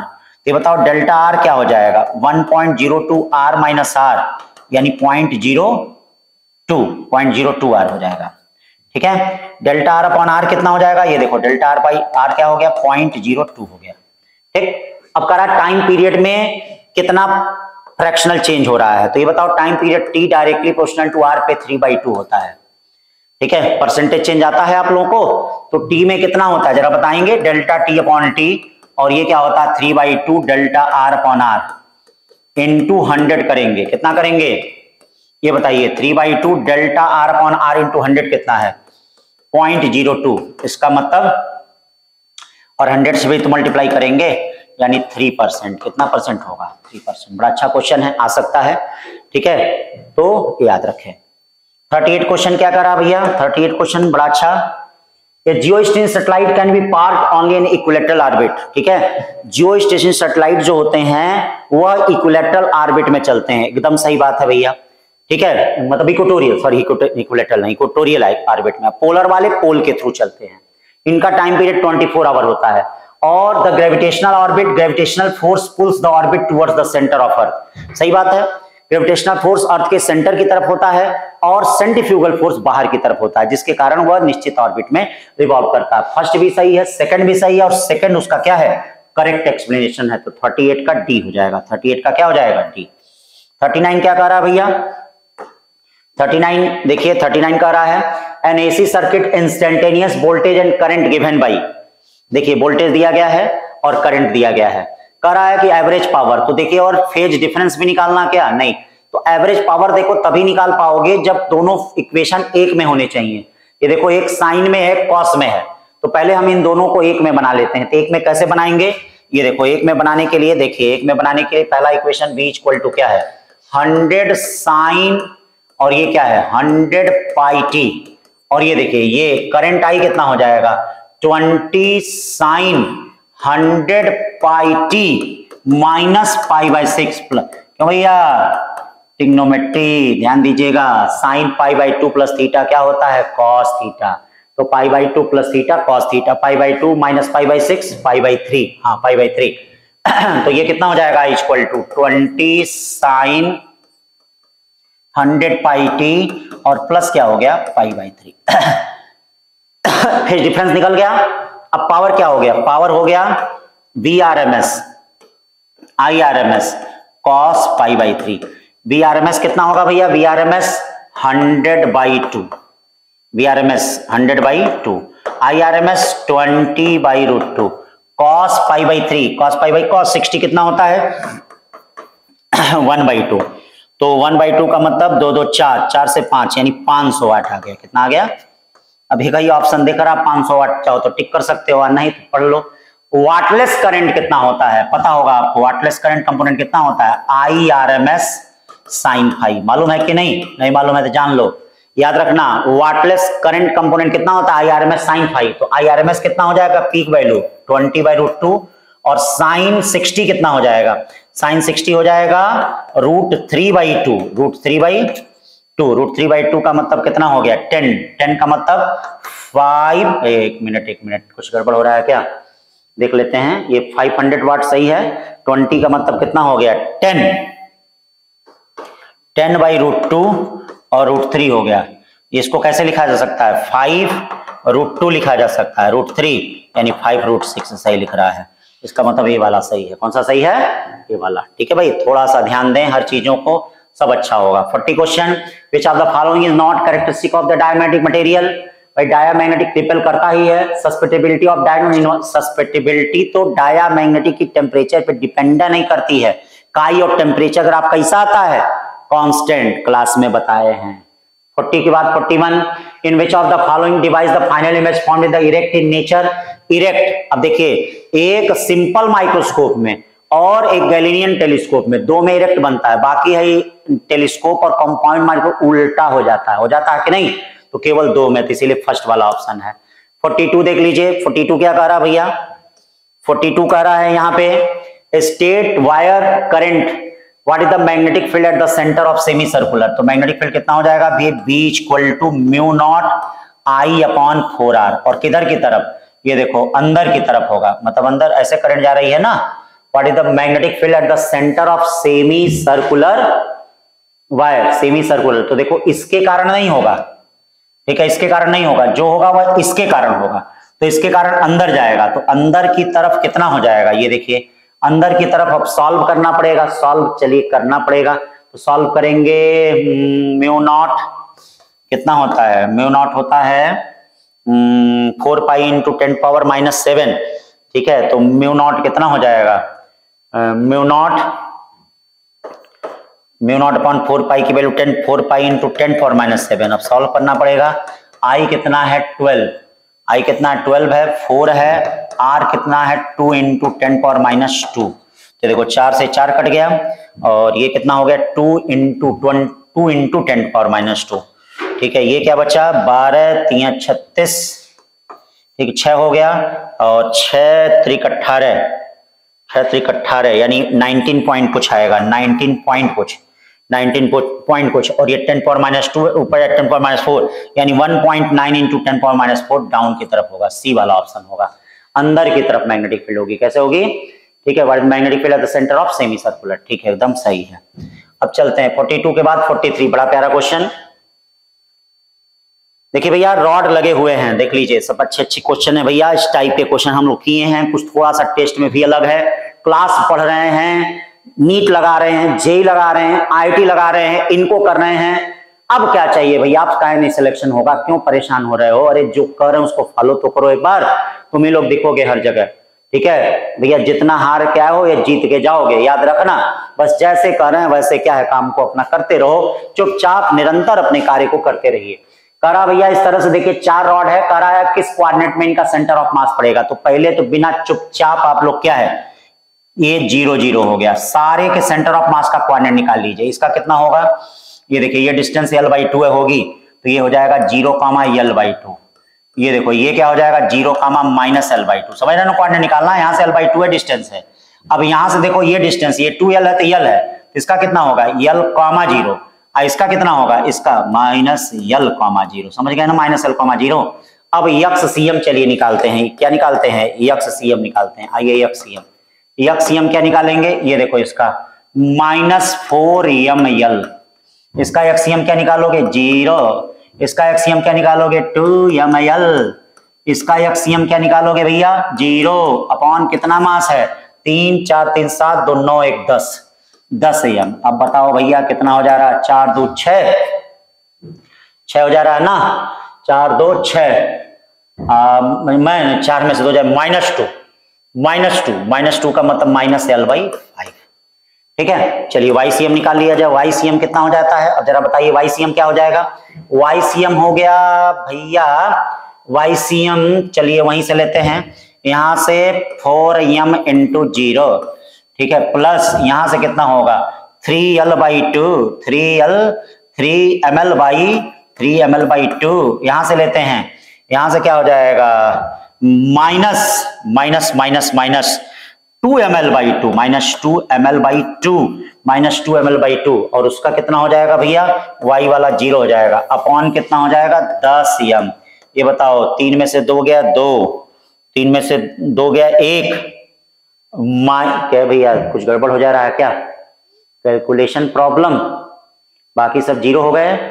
3ml/2 में से ml/2 जाए, ml/2 जाए, कितना बचेगा ml/2। एक बार फिर से थोड़ा कोऑर्डिनेट देख लेते हैं, कहीं लग रहा कुछ गड़बड़ हो गया क्या। 3m है 0l/2, सही है, 0 -l/2 है, एकदम सही है। ये डिस्टेंस l/2 ही होगी, ये l, 0 है, एकदम सही है। ये 4m, ये माइनस, ये क्या है -4m -l, 0 होगा, सही है। तो ये तो -l/5 निकला है। YCM कितना आ रहा है, फिर से एक बार YCM निकाल लिया जाए क्या, YCM, क्योंकि जब तक वो दूसरा वाला निकलेगा नहीं, क्योंकि देखिए तरीका क्या है मैं बता दे रहा हूं, अगर प्लस प्लस आएगा थर्ड कोऑर्डिनेट होगा, माइनस प्लस आएगा तो फोर्थ होगा, माइनस माइनस आएगा तो फर्स्ट है, और यही अगर क्या आता है, यही देखिए अगर क्या आता है प्लस माइनस आता है तो सेकंड होगा, मतलब यहाँ पे जो दिया है। तो देख लीजिए YCM फिर एक बार निकालते हैं, YCM के लिए आराम से चलते हैं। इसमें देखिए इसका मास 4m है, इसमें y 0 है तो इसको 0 लेते हैं, इसका मास 2m है, इसमें ये है तो इसको भी 0 ले लेते हैं। चलिए देखिए इसमें 3m है, l/2 है, 3m है, 4 rod of phase difference length arranged in the xy plane shown in the figure, center of mass such that इसमें देखिए 3m है और ये l/2 है, तो +3m L/2 सही है। इसमें देखो m है माइनस L/2 है, तो माइनस कितना हो गया m माइनस m L/2। मास कितने हो गया 10m हो गया। 3 में से 1 जाएगा तो कितना बचेगा भैया, ये देखिए 3 में से 1 जाएगा, 3 में से 1 जाएगा तो 2/2 ml/10m, यानी ये जो हो गया L/10 आ रहा है। कितना आ रहा है L/10। तो जब L/10 आ रहा है तो एक माइनस आ रहा है, एक प्लस आ रहा है। तो एक माइनस अगर प्लस आ रहा है तो किस क्वाड्रेंट में जाएगा, फोर्थ क्वाड्रेंट में जाएगा। किस क्वाड्रेंट में जाएगा, माइनस और फोर्थ। ठीक है, कैलकुलेशन देख लेना, ठीक है ना। तो फोर्थ वाला इसका आंसर सही होगा। ठीक है, तो ये इसमें जाएगा। अब चलिए आगे चलते हैं भाई। Relation between R and R, power consumed in the external part. तो आप जानते हैं कि मैक्सिमम पावर के लिए total internal resistance equal to external resistance लेते हैं। तो पहले एक्सटर्नल रेजिस्टेंस निकाल लें। ये देखिए P/Q इक्वल टू R/S। ठीक है, व्हीटस्टोन ब्रिज बन रहा है, तो व्हीटस्टोन ब्रिज बन रहा है तो R क्या आ रहा है, ये देखिए R क्या आएगा यहाँ पे, ये देखिए R कितना हो गया, ध्यान दो 2R हो गया, और ये कितना हो जाएगा 2R/4R हो गया। व्हीटस्टोन ब्रिज बन रहा है।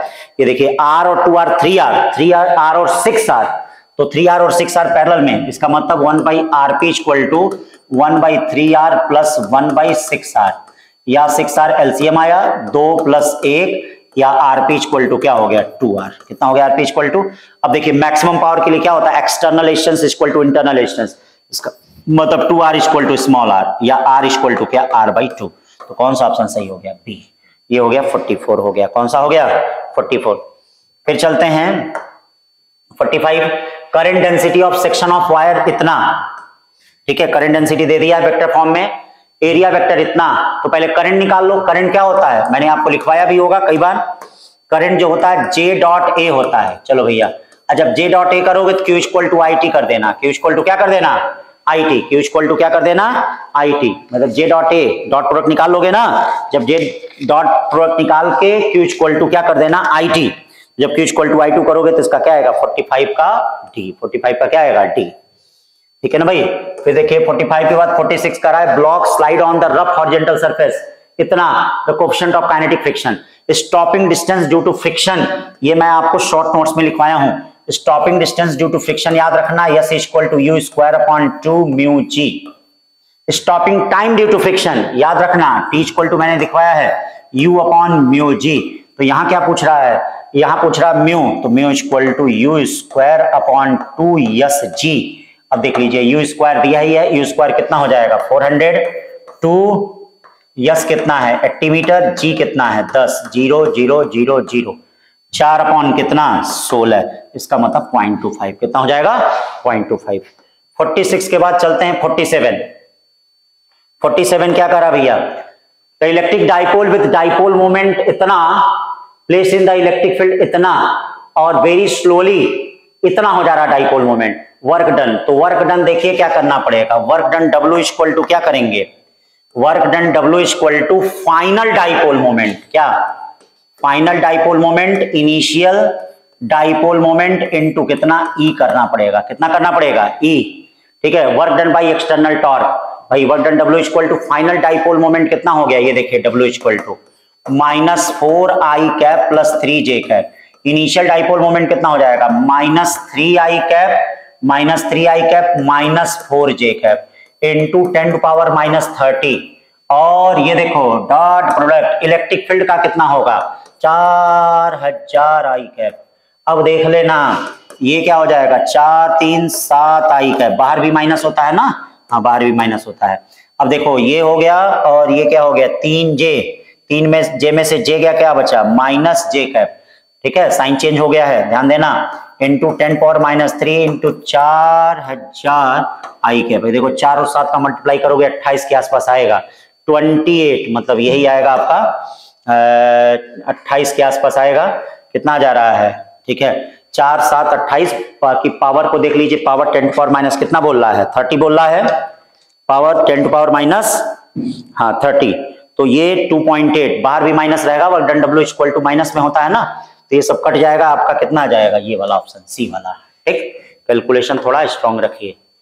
यहां देखिए 48 क्या करा है, हाइट h1 h2, ये देखिए सबका एरिया समान है, तो जब सबका एरिया समान है तो AB इक्वल टू क्या होता है, बोलो AB इक्वल टू क्या होता है, कांस्टेंट होता है। जब सबका एरिया समान है तो AB इक्वल टू कांस्टेंट होता है, तो हाइट सबकी क्या होगी, समान होगी। तो इसलिए कौन सा ऑप्शन है, ए वाला। ठीक है, 49 देख लीजिए क्या कर रहा है, काइनेटिक एनर्जी ऑफ इलेक्ट्रॉन इतना, द टेम्परेचर ऑफ, तो ये बताइए कितना होती है एनर्जी।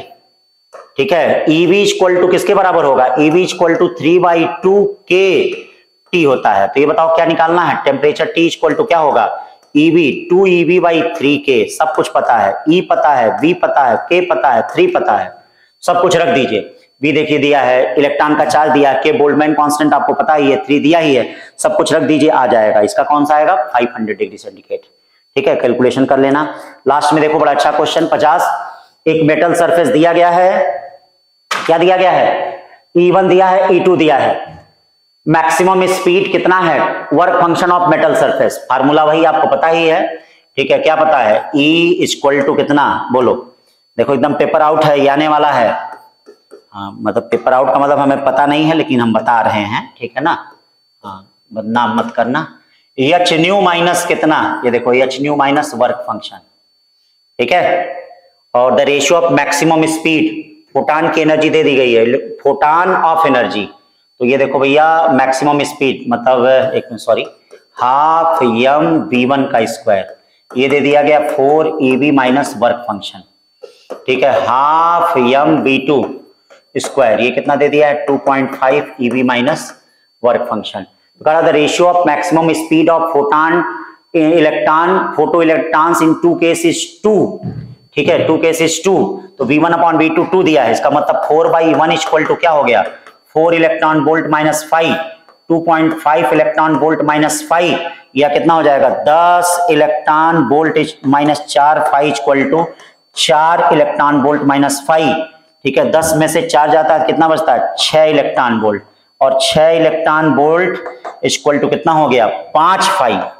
कहां कुछ गड़बड़ हो जा रहा है क्या भाई, 5 5, और क्या 5 इक्वल टू निकालना है, तो 5 इक्वल टू क्या हो जाएगा, 4 इधर जाएगा, 3 5 होगा, तो 5 इक्वल टू कितना हो जाएगा, 2 इलेक्ट्रॉन वोल्ट। कौन सा सही होगा, टी वाला। कैलकुलेशन थोड़ा ध्यान दीजिए। ठीक है भाई, अब हम लोग उतना सीरियस कैलकुलेशन नहीं कर रहे हैं, लेकिन आप लोगों को कैलकुलेशन सीरियस करना है। फार्मूलों पर पकड़ बैठाइए। काइनेटिक एनर्जी क्या होता है, फोटान की एनर्जी माइनस वर्क फंक्शन, तो फोटान की एनर्जी दे दी गई है।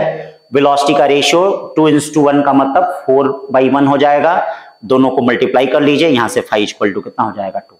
इस तरह से बेटा कुल 50 क्वेश्चन हो गए सेक्शन ए और सेक्शन बी के। टेस्ट देते रहिए, पढ़ते रहिए। अब नेक्स्ट आपका 27 नवंबर को फुल सिलेबस टेस्ट है, वीक में एक बार फुल सिलेबस टेस्ट है, जरूर ज्वाइन करिए बेटा। और हर मंडे को है, संडे को आपका क्या है, चैप्टर वाइज जो टेस्ट सीरीज हो रही है उसका आपका फुल है। ठीक है, बाकी 5 दिन 7 दिन वीक में भाई आपको इंगेज रखा जा रहा है, क्योंकि भैया कुछ पाने के लिए कुछ प्रैक्टिस करना पड़ रहेगा। जब तक आप प्रैक्टिस नहीं करेंगे तब तक हो नहीं पाएगा। तो जितना हो सके बेटा क्वेश्चनों के, सब सिंपल क्वेश्चन है बेटा, छोटे छोटे हैं, ऐसा नहीं बहुत हाई फाई, सब फार्मूले वाले क्वेश्चन। आपने देखा 50 क्वेश्चन में कोई जो आउट ऑफ एनसीईआरटी हो, कहीं कोई नहीं है। अब आप अपने से बना ले तो कोई बात नहीं है, ठीक है, क्योंकि आपके लिए तो भाई पूरा आउट ऑफ एनसीईआरटी रहता है। जब नहीं आता तो आता है तो सब एनसीईआरटी, नहीं आता तो आउट ऑफ एनसीईआरटी, क्यों भाई, सबसे अच्छा है। तो बना ले, कोई बात नहीं है, लेकिन टेस्ट को दीजिए, रेगुलर आइए, घर से निकलिए। जब निकलेंगे तभी इंटेंसिटी कम आएगी। अब देखिए इसमें एक कॉन्सेप्ट होता है, ध्यान दीजिएगा, उसको मोटिवेशन के लिए भी मान लीजिएगा। आप जानते हैं कि अगर frequency less than threshold frequency होती है, क्या होती है, तो भैया इलेक्ट्रॉन का इमिशन नहीं होता है। आज क्लास में भी मैंने बच्चों को बताया है कि फोटान अगर गिरता है, incident frequency less than threshold frequency होती है, तो इलेक्ट्रॉनों में कोई इमिशन नहीं होता है। अब एक चीज कहा जाता है कि rate of emission of electron directly proportional to intensity होता है। मतलब rate of emission of electron directly proportional to, तो इसका मतलब क्या, इंटेंसिटी बढ़ाते जाएंगे, इलेक्ट्रॉन निकलना शुरू कर देंगे। इलेक्ट्रॉन एक ही प्लेस पे निकल सकते हैं जब इंसिडेंट फ्रीक्वेंसी थ्रेशोल्ड फ्रीक्वेंसी से ज्यादा है। मतलब क्या, इंटेंसिटी का प्रभाव तभी पड़ रहा है जब इंसिडेंस फ्रीक्वेंसी थ्रेशोल्ड फ्रीक्वेंसी से ज्यादा है। अगर incident frequency less than threshold frequency हो तो याद रखना इंटेंसिटी का कोई प्रभाव नहीं होगा। तो इसीलिए जब तक आप लोग घरों से निकलेंगे नहीं तब तक हमारे पेपर बनाने का, हमारे टेस्ट का तब तक कोई प्रभाव नहीं होगा। जब आप घरों से निकलेंगे तो भैया हमारे पढ़ाने का प्रभाव होगा। देख लीजिए, आप खुद देख लीजिए, भाई इक्वेशन है, इस इक्वेशन को सभी लोग जानते भी होंगे, ठीक है। आज क्लास में मैंने बच्चों से भी डिस्कस किया है तरह से भैया क्वेश्चन में कि न्यू लेस देन अगर न्यू नॉट है तो नो इमिशन ऑफ इलेक्ट्रॉन। बोलिए, अब ये कोई बंदा कहे कि हम इंटेंसिटी बढ़ा दें, औकात नहीं, इंटेंसिटी बढ़ा दो, 1000 गुना कर दो, तब भी इलेक्ट्रॉन नहीं निकलेगा। जबकि एक लाइन बोला जाता है, क्या लाइन बोला जाता है कि rate of emission of electron directly proportional to intensity. इसी में है, जानते होगे तुम लोग फोटो इलेक्ट्रिक इफेक्ट में। लेकिन कब?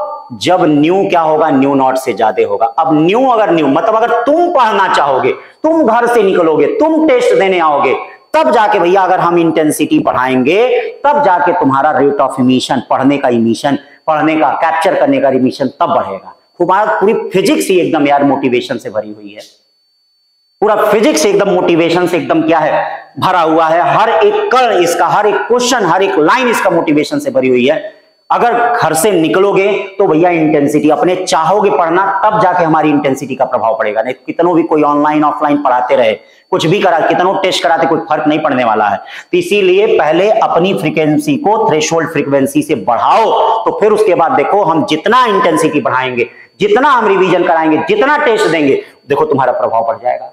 लेकिन ये बताओ, अपनी फ्रीक्वेंसी अगर थ्रेशोल्ड फ्रीक्वेंसी से कम रखोगे, देखना नीट का क्वेश्चन भी है, अगर अपनी फ्रीक्वेंसी, उस साल बहुत बच्चे गलत भी करके आए थे, सब मार दिए थे कि इंटेंसिटी बढ़ रही है तो इलेक्ट्रॉन क्या है, बढ़ेगा। लेकिन ये कोई नहीं ध्यान दिया कि ये तभी होगा जब इंसिडेंस फ्रीक्वेंसी थ्रेशोल्ड फ्रीक्वेंसी से ज्यादा होगा। भाई कितनों घी पिलाया जाएगा, जब तुम्हारा शरीर एब्जॉर्ब करेगा तब ना ताकत आएगी। तो वही चीज देखो, घी पिलाने ताकत में है, वही चीज पढ़ाई में है, वही देखो फोटान में है। तो जागो, निकल नालायक यहां से, ठीक है, अच्छे से पढ़, अच्छे से अपने काम को करो तुम लोग। लेकिन कितनों समझा रहे हैं, क्लास में समझा रहे हैं, कहीं छुट्टी है, होली है, दिवाली है, दशहरा, इसी में पूरा जीवन तुम लोग का बीत जा रहा है। अब मुंह से वही आंसर निकलता है, क्या करोगे भैया, मोहब्बत है तभी तो निकलता है। हाँ, तुम लोग से यह है कि तुम लोग को देखना चाह रहे हो, भाई अच्छी जगह पहुंचो, लेकिन पहुंच ही नहीं रहे हो, इतना गलत काम कर रहे हो, एक दिन आ रहे हो, 2 दिन गायब हो जा रहे हो, 3 दिन कोई टेस्ट दे रहे हो, कोई टेस्ट नहीं दे रहे हो। अरे बेटा थोड़ा सीरियस हो जाओ सब लोग, क्योंकि याद रखो जब तक तुम्हारी फ्रीक्वेंसी थ्रेशोल्ड फ्रीक्वेंसी से ज्यादा नहीं होगी तब तक हमारे इंटेंसिटी का कोई प्रभाव नहीं पड़ेगा। हमारे इंटेंसिटी का मतलब क्या, हमारे टेस्ट का कोई प्रभाव नहीं पड़ेगा, हमारे सिस्टम का कोई प्रभाव नहीं पड़ेगा, हमारे पढ़ाने का कोई प्रभाव नहीं पड़ेगा। ठीक है बच्चा लोग, तो इसी के साथ आज पहला फुल सिलेबस टेस्ट सीरीज हमने स्टार्ट कर दिया है। इसको ध्यान से घर पे एक एक क्वेश्चन को डिस्कस करें और मैदान में जमे रहें। जीत निश्चित है, जीतेंगे हम होंगे कामयाब। Thank you.